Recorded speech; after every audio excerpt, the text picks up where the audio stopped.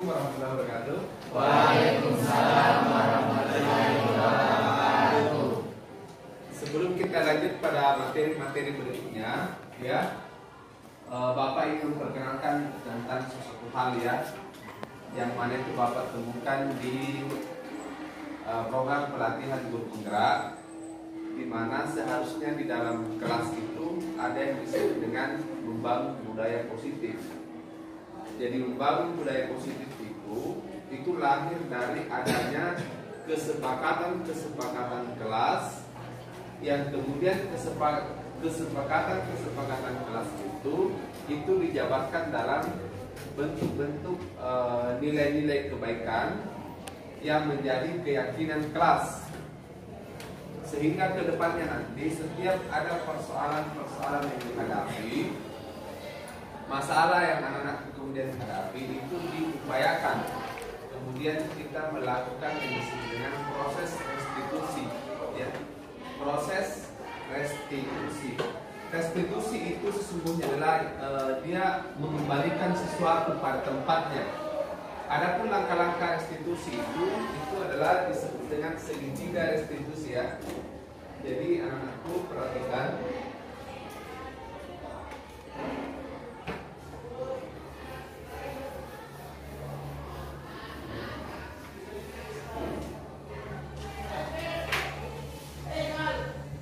Jadi ada namanya segitiga restitusi.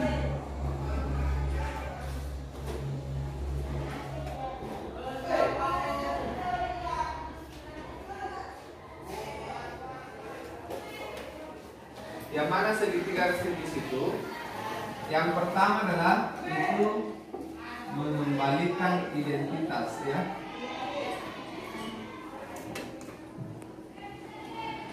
Identitas. Yang kedua adalah validasi tindakan salah, ya. Dan yang ketiga adalah keyakinan kelas. Nah, ketiga langkah ini itu yang harus diambil dalam hal bagaimana menghadapi sebuah persoalan atau masalah ya oleh anak-anak sekalian, sehingga kita mampu mengambil solusi dan tindakan yang tepat.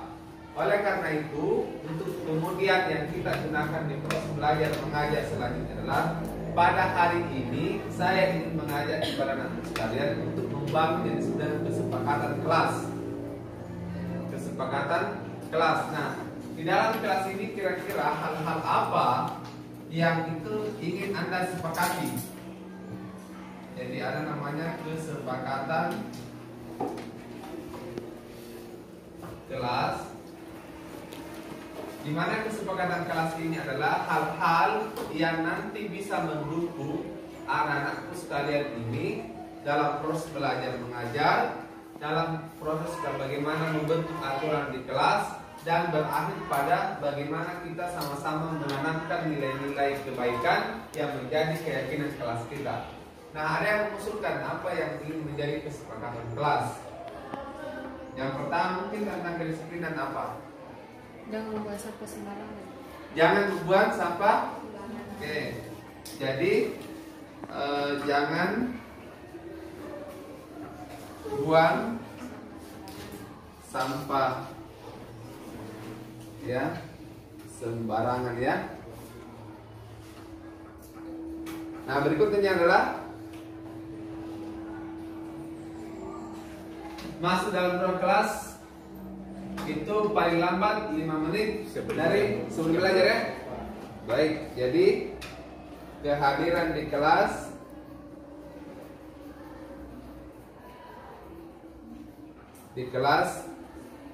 tepat waktu, ya.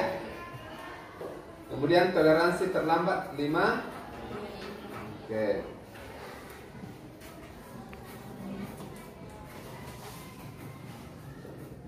Apa lagi? Betul, ya. Tidak ribut saat belajar mengajar berlangsung ya. Apalagi?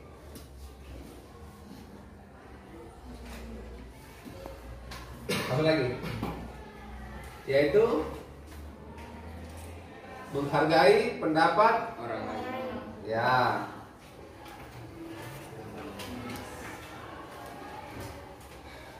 Pendapat orla ya. Orla itu gurunya, temannya, dan yang seluruh komponen-komponen yang ada dalam ruang kelas. Apalagi?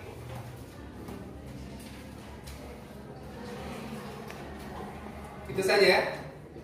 Ini apa, mengerjakan tugas ya. Ya, mengerjakan dan mengumpulkan tugas tepat waktu. Oke.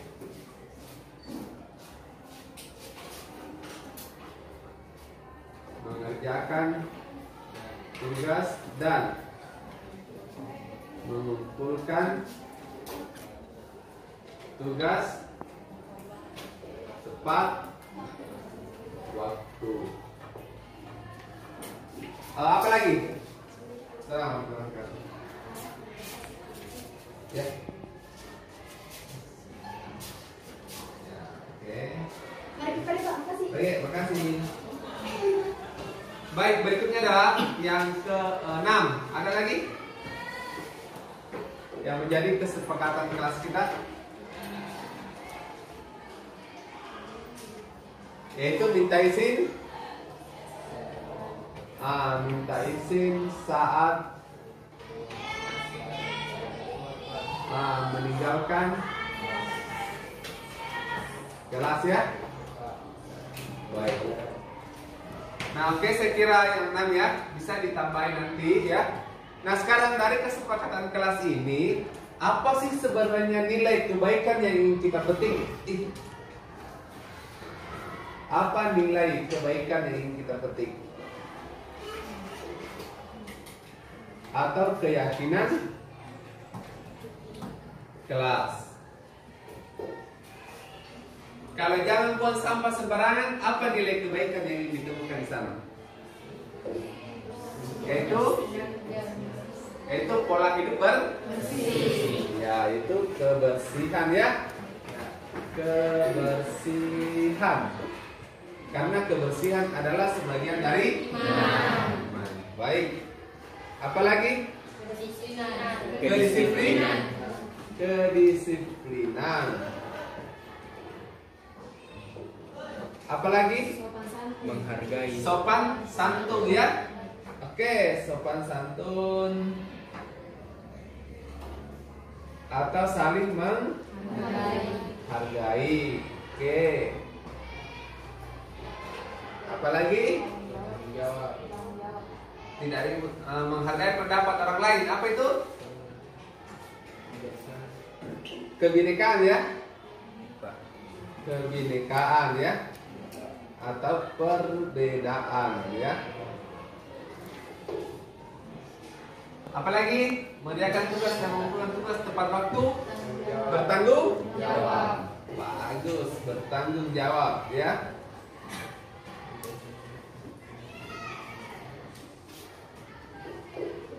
Apalagi yang kena minta izin saat meninggalkan kelas? Apa nilai kebaikan yang kita temukan di situ? Yaitu kedisiplinan, sopan santun, saling menghargai ya. Gak apa-apa, kita tulis lagi ya. Kedisiplinan, kemudian saling menghargai,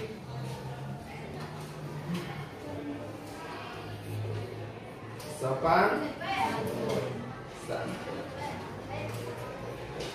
Nah, kemudian berikutnya adalah saya juga ingin memperkenalkan anak-anakku sekalian itu tentang kebutuhan-kebutuhan apa sih sebenarnya yang ingin kita peroleh, yang kita inginkan bersama ya. Jadi kebutuhan ya, kebutuhan yang menjadi target bersama ya. Jadi tentu anak-anakku sekalian itu butuh yang disebut dengan kesenangan ya. Oke, itu ya, itu kita ingin capai ini, kita ingin menuju ke sini ya. Kita ingin menemukan yang disebut dengan kesenangan. Yang kedua adalah tentu anak-anakku ingin mendapatkan cinta dan kasih sayang ya. Itu juga itu kebutuhan ya, yang akan kita ingin capai, cinta dan kasih sayang. Kemudian yang ketiga adalah tentu anak-anakku juga butuh yang disebut dengan kebebasan. Kebebasan dalam artian bahwa yang kebebasan yang bertanggung jawab. Kemudian apa lagi kebutuhan? Kesenangan, cinta dan kasih sayang, butuh kebebasan. Apa? Yaitu namanya penguasaan. Anak itu butuh ya, ini butuh penguasaan. Apalagi kesenangan, cinta dan kasih sayang, kebebasan, penguasaan. Anda butuh apa lagi? Penguasaan ini sama dengan pengakuan, butuh pengakuan, gitu ya. Cinta dan kasih sayang, kebebasan, penguasaan dan pengakuan. Butuh apa lagi? Kebutuhan apa? Bahagia apa? Perhatian boleh. Butuh perhatian ya. Oke, itu ya, itu beberapa kebutuhan yang ingin kita capai. Jadi di sini posisi perilaku negatif itu apabila baik guru maupun anak-anakku sekalian itu memposisikan diri sebagai penghukum. Misalnya gini ya, ada masalah di rumah tak, kemudian ada adik bikin masalah ya. Begitu ada bikin masalah, begitu kita datang langsung menghukum. Kau bikin masalah begini, kalau begitu kau saya jemput di matahari, atau kau pusat atau lari ini, itu tidak boleh, tidak boleh. Jadi itu diupayakan jangan berada pada posisi itu, atau langsung main pukul, itu tidak boleh di proses yang sebenarnya institusi ya. Itu karena itu adalah salah satu posisi perilaku negatif. Jadi yang kedua adalah membuat orang merasa bersalah. Jadi ada yang tiba-tiba kau sampai di rumah cucian misalnya sudah berantakan apa kiri kanan, Anda sudah capek-capek menjemur, sudah melipatnya apa, tiba-tiba karena kanan-kanannya adik di rumah, itu kemudian dihempurkan kemudian pakaiannya itu. Begitu datang, langsung bentak, kau tidak kasihan sama kakak, kakak sudah capek-capek begini-begini, apa minum tidak saya minum kakak. Itu adalah kita membuat adik kita menjadi merasa bersalah. Itu juga tidak dianjurkan ya. Itu tidak dianjurkan. Itu karena dianggap sebagai salah satu posisi kontrol dalam restitusi yang disebut perilaku negatif. Nah, kedua hal ini yang disebut dengan identitas gagal. Jadi kita identitasnya gagal. Ini tadi sehubungan dengan ini ya, yaitu mengembalikan identitas. Jadi mengembalikan identitas itulah itu. Kalau ada masalah di rumah ada masalah ini, itu kemudian harus adalah dikembalikan dulu di identitas yang seperti ini. Adek, tadi kenapa bisa begini? Maka adeknya akan menjelaskan, tapi kalau sudah begini, bagaimana hasilnya adek? Adeknya menjawab sendiri, ya berantakan kakak. Terus kalau begini, kakak sudah kerja begini, terus bagaimana adek bisa membantu kakak supaya bisa kembali seperti semula?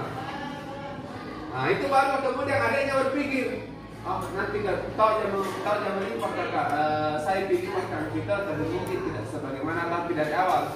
Bisa kakak bantu saya juga kan, atau kasih lihat saya gimana caranya lagi seperti caranya kakak, itu boleh. Nah itulah adeknya yang mengambil sendiri keputusan, adeknya sendiri yang sadar untuk kemudian bagaimana memperbaiki kesalahan yang dia dilakukan.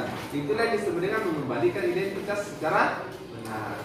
Yang kedua adalah ada namanya perilaku posisi positif ya, yaitu posisi perilaku positif. Nah, pada saat Anda bertindak sebagai seorang teman ya, kemudian seorang pemantau ya. Nah ini Jadi ada kalanya ketika ada masalah di rumah, ada masalah dalam ruang kelas, maka jangan posisikan diri tak sebagai orang lain, dan posisikan diri sebagai seorang teman. Kita datang ya dengan bahasa teman, ya seperti itu. Jangan begini salah. Kau itu begini dan dulu sentimen itu tidak boleh. Nah, kita datang sebagai teman ya. Kenapa bisa begitu teman? Biasa itu kan orang kalau ini kan tidak biasa bikin kesalahan, namanya manusia biasa kok. Itu terlalu dipikir. Ayo kita sama-sama deh perbaiki gimana caranya bisa kembali seperti semula. Nah, itu adalah posisi teman. Ya, itu posisi teman. Jadi itu diharap Anda begitu di posisi Anda itu bolehlah Anda praktekkan ini. Ya, cek dengan temannya, mau teman ceweknya, mau teman cowoknya, apapun modelnya itu kita lihat. Nah, Anda akan menuju pada posisi yang disebut dengan kedewasaan berpikir. Ketika itu ya. Nah, orang yang mempelajari ini, Anda akan lihat modelnya itu bagaimana. Itu penting ya, makanya itu sangat penting untuk saya ajarkan kepada anak-anak sekalian. Dan berbagi kepada anak sekalian. Saya sudah dapatkan ini dan saya berbagi. Ya. Berikutnya adalah posisi perilaku positif itu adalah atau identitas sukses itu adalah ketika kita bertindak sebagai pemantau. Yang mana pemantau? Pemantau gini. Kita tidak langsung masuk. Begini tidak bisa. Dipantau dulu. Caranya memantau gini. Bagaimana aturannya sebenarnya kalau begini? Jadi tidak boleh. Kamu salah karena ini orang tidak tahu. Bagaimana aturannya kalau begini kan? Ya. Terus kalau ada begini, ada sanksi yang berlaku kalau ada pelanggaran seperti ini. Oh dia udah begini, dia akan menjawab sendiri. Itu namanya pemantau. Sehingga kita tidak merasa bahwa kita datang menghakimi, kita datang langsung mengatur lingkaran ini, mengarahkan ini, tidak. Tetapi kita datang untuk mendudukkan akar permasalahan secara benar dan tepat. Itu juga orang yang mampu melakukan ini, itu akan disayangi sama temannya. Itu akan kemudian dianggap sebagai kakak sama temannya. Bahkan kemudian orang seperti itu akan kemudian menjadi tempat sandaran bagi temannya. Karena jangan keheran kalau ada anak itu, ada teman kita terkadang katakan itu temanku menjengkelkan sekali, jangan undang dia. Kalau datang bikin rusuh dia menjengkelkan sekali. Kenapa? Karena pertama dia tidak mampu memposisikan diri sebagai teman. Yang kedua adalah dia tidak mampu memposisikan diri sebagai seorang pemantau. Ini sangat penting untuk anak sekalian ini yang sudah kelas 2. Dan yang terakhir itu adalah namanya posisi namanya kendali diri, ya, kendali diri.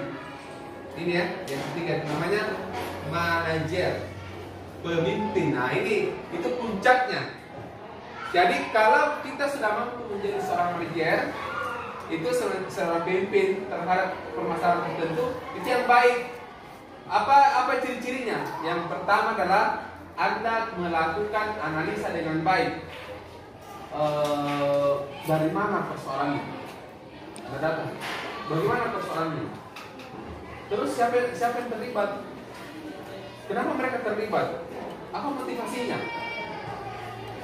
Nah kalau ini menurut aturan seperti ini begini, menurut seperti ini. Nah sekarang masalah di atas itu ada di posisi mana? Baru setelah itu, nah kalau dengan ini semua langkah-langkah yang tepat Anda lakukan sehingga ini merasa adil, Anda juga merasa tidak terseling apa? Lalu kemudian kita temukan.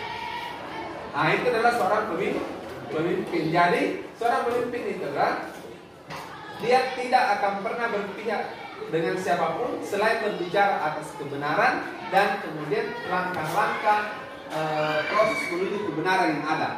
Nah itu seorang pemimpin. Jadi kalau Anda seorang teman, seorang siswa dan ada ciri itu di Anda, maka Anda adalah ciri-ciri yang akan menjadi seorang pemimpin. Dia tidak melihat bahwa si A itu seringnya pergi keluar maka diganti sama-sama, lalu caranya mengambil cara berpikirnya ada berpikir di situ, maka itu akan kelihatan. Nah orang yang pernah mempelajari ini itu akan tahu mengendalikan diri, tahu caranya gimana membawa dirinya pada posisinya yang tepat, ya itu sebagai seorang manajer. Nah itulah kenapa ini penting Aristoteles ya. restitusi. Ini dikenal sebagai segitiga restitusi. Yang mana segitiga restitusi? Langkah-langkahnya mengembalikan identitas. Itu tadi ya, kalau ada masalah-masalah seperti ini, kembalikan dulu ke posisi awalnya. Jadi yang tadinya marah dikasih daun dulu, dikasih tanah dulu. Yang tadinya kasat kusut dikasih lurus dulu, dikasih jelas dulu ya. Baru kemudian selanjutnya adalah dilakukan validasi tindakan yang salah. Validasi tindakan yang salah ini kita tahu, kita gali informasi sedalam-dalamnya terhadap masalah yang dihadapi. Setelah itu baru kita mampu mengambil kesimpulan atau keputusan atau keyakinan kelas apa yang ingin dicapai. Yang pertama kan gini, kalau kita menginginkan kedisiplinan, maka tentu validasi tadi itu menyangkut tentang hal yang melanggar kedisiplinan. Sehingga kita mengatakan, oh kita butuh kembali ke keyakinan kelas kita bahwa kita sama-sama menginginkan kedisiplinan yang disebut dengan kedisiplinan.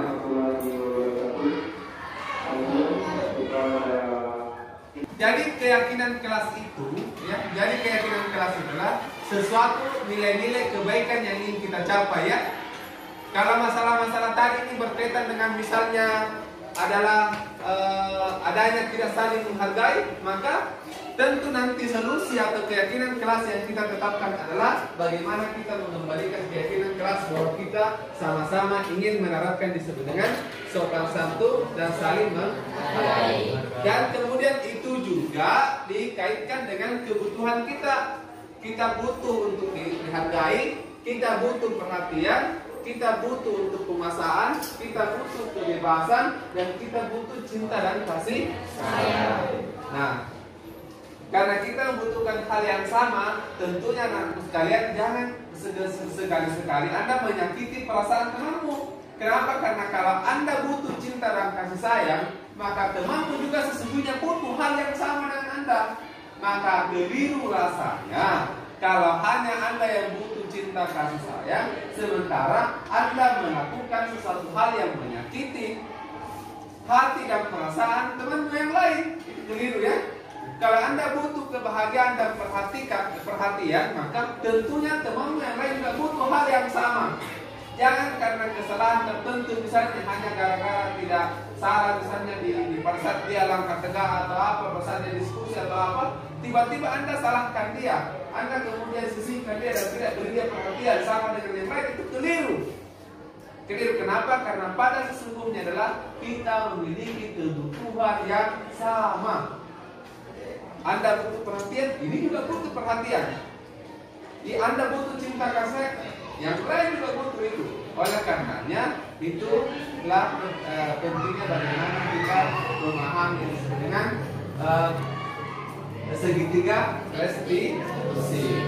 Oleh karenanya mudah-mudahan anak sekalian ke depan ini mampu dipraktekkan dengan baik, dan tentunya kita sama-sama berharap kemudian mampu menjalani semua proses pendidikan ini dengan maksimal, dan tentunya anak sekalian menemukan apa yang menjadi keinginan, harapan, dan cita-citanya. Sekian, Assalamualaikum warahmatullahi wabarakatuh. Waalaikumsalam warahmatullahi wabarakatuh.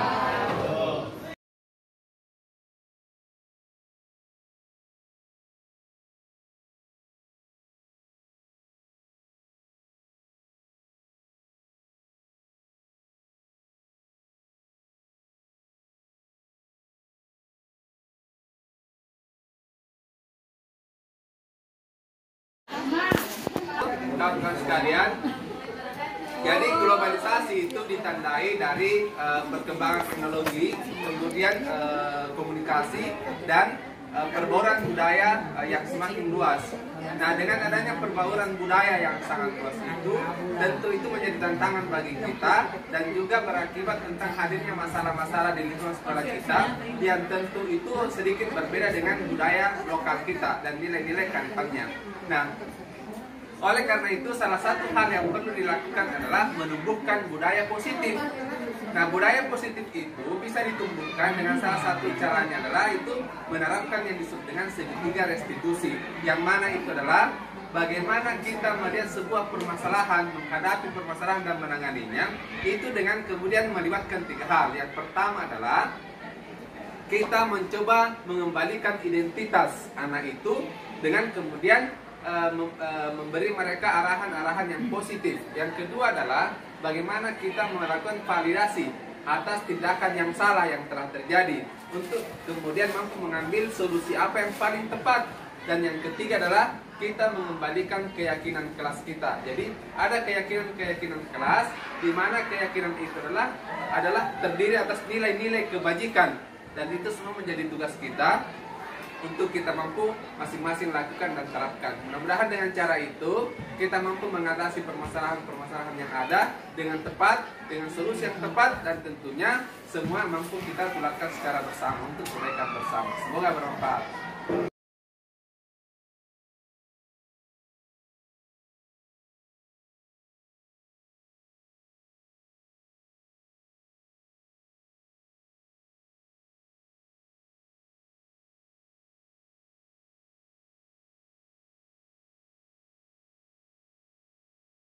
Saya merasa dengan adanya segitiga restitusi ini, maka kami dapat percaya diri dalam menerapkan keyakinan kelas, serta memiliki ruang dalam menyadari setiap kesalahan dan mampu mencari solusi secara mandiri.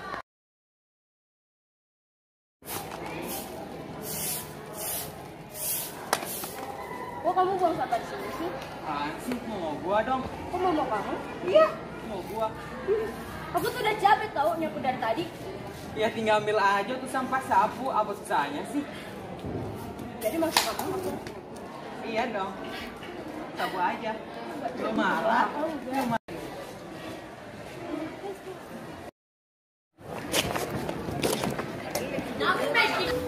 Assalamualaikum, Pak. Waalaikumsalam.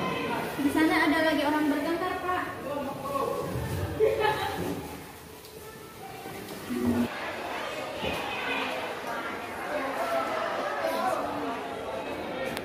Apa masalahnya sebenarnya? Kan tadi saya menyapa Pak, tiba-tiba dia buang sampah sembarangan, jadi saya marah. Kan saya bercanda, Pak. Ya, bercanda, tapi harusnya tidak pada kondisi itu karena teman Anda sementara membersihkan. Terus apa yang terjadi setelah membuat sampah teman saya ini? Saya marahi Pak, dan kami sampai bertengkar. Marah dan hampir Bertengkar Pak. bertengkar. Terus kau bagaimana? Bagaimana pendapatmu kira-kira temanmu ini marah sama kau? Saya memang salah, Pak. Buang sampah sembarangan. Harusnya saya buang pada tempatnya. Kan tidak ada persediaan tempat sampah. Iya, itu kan begitu harusnya kan? Nah, sekarang begini. Nah, kalau Anda mengakui kesalahan seperti itu, teman Anda juga sudah mengakui kesalahannya, kira-kira apa yang Anda ingin lakukan itu sebagai bentuk rasa bersalah itu atau untuk menebus kesalahan Anda? Maaf, Pak. Apakah Anda menerima kalau teman Anda minta maaf? Jadi, Anda bersungguh-sungguh untuk meminta maaf ke teman Anda, dan kira-kira apa jaminannya bahwa minta maaf itu betul-betul tulus adanya, dan ke depan itu Anda tidak melakukan hal yang sama, membuang sampah di sembarang tempat. Anda sanggup? Saya sanggup. Oke, baik. Terima kasih. Kalau begitu hari ini saya anggap masalah Anda dengan Anda itu sudah selesai. Yang kedua adalah saya juga berharap anak-anak ini berdua itu kembali pada keyakinan kelas kita, bahwa kita antara satu sama lain saling menghargai. Kita juga harus kemudian pandai-pandai untuk bertanggung jawab. Kemudian kembali juga pada peraturan sekolah, yaitu tidak boleh membuang sampah di sembarang tempat. Dan itu juga diperkuat tentang petugas-petugas kebersihan di kelas, sehingga semua teman-teman Anda bisa terlibat pada hal kebersihan. Saya kira seperti itu ya. Jadi saya mohon untuk selanjutnya tidak ada lagi masalah tentang hal ini, dan saya anggap selesai. Oke? Nah.